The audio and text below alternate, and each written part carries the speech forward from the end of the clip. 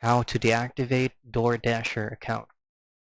Now, if you go ahead and log into your Dasher account, or you can visit their official site on the doordash.coms, then simply log into your account, and there is actually no instant option just for you to simply deactivating it. So all I have to do is customer service support will do all the process. All I have to initiate is the request.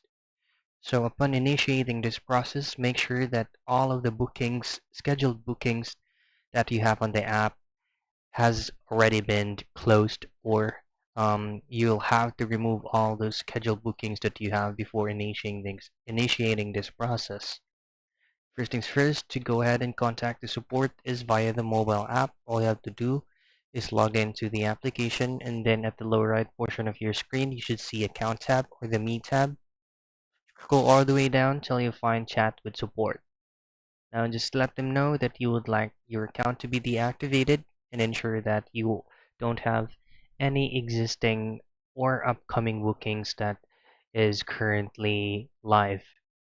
That's basically it. That's how you deactivate your DoorDash account.